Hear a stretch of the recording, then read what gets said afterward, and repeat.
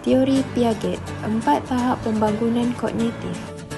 Ahli kumpulan kami terdiri daripada 4 orang. Yang pertama Muhammad Afiq Ikhwan, Muhammad Haziq Aiman, saya Nur Syamimi dan Nur Lela.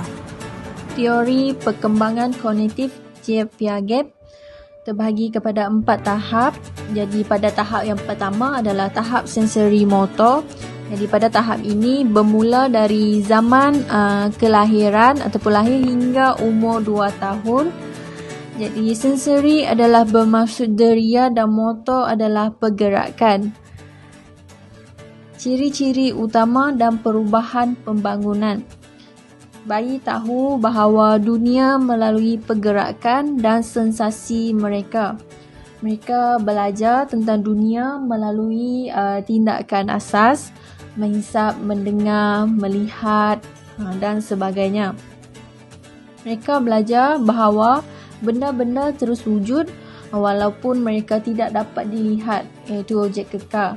Dan mereka juga menyedari bahawa tindakan mereka boleh menyebabkan perkara-perkara berlaku di dunia di sekeliling mereka.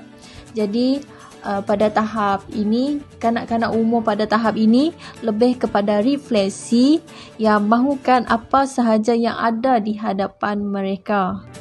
Tahap yang kedua ialah tahap praoperasi di mana pada umur 2 hingga 7 tahun. Ciri-ciri utama dan perubahan pembangunan. Yang pertama, kanak-kanak mula berfikir secara simbolik di mana mereka belajar menggunakan perkataan dan gambar untuk mewakili objek. Yang kedua, di mana kanak-kanak pada peringkat ini cenderung egosentrik dan berjuang untuk melihat perkara-perkara dari perspektif orang lain. Dan yang terakhir, semakin baik dengan bahasa dan berfikir, mereka masih berfikir tentang perkara-perkara dalam istilah.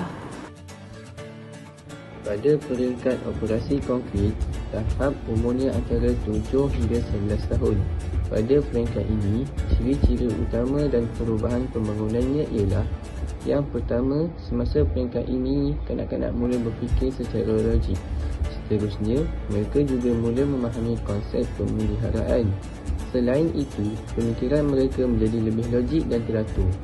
Dan cirinya yang terakhir ialah kanak-kanak mula menggunakan logik induktif atau memikirkan maklumat khusus kepada prinsip umum. Walaupun kanak-kanak masih sangat konkret dan literal dalam pemikiran mereka pada masa ini, mereka menjadi lebih mahir dalam menggunakan logik. Kanak-kanak pada masa ini juga cenderung berjuang dengan konsep abstrak dan hipotesis. Tambahan lagi, semasa peringkat ini, kanak-kanak menjadi kurang egosentrik dan mula berfikir tentang bagaimana orang lain boleh berfikir dan merasa. Kanak-kanak di peringkat ini juga mula memahami bahawa pemikiran mereka adalah unik kepada mereka dan bahawa tidak semua orang semestinya berkongsi pendapat dan perasaan mereka. Seterusnya adalah peringkat formal operational stage, iaitu dalam bahasa Melayunya peringkat operasi formal, yang melibatkan zaman kanak-kanak atau remaja berusia 12 tahun dan ke atas.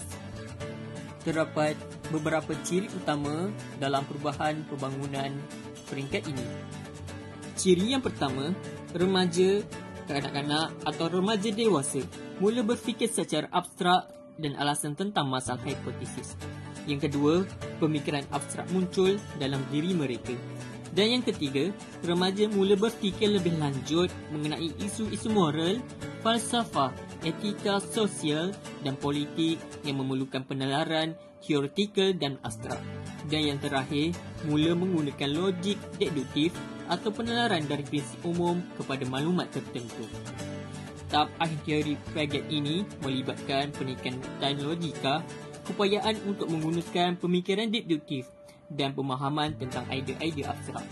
Pada ketika ini, ia menjadi lebih mampu melihat pelbagai penyelesaian yang berpotensi untuk masalah dan berfikir secara lebih saintifik mengenai dunia di sekeliling mereka.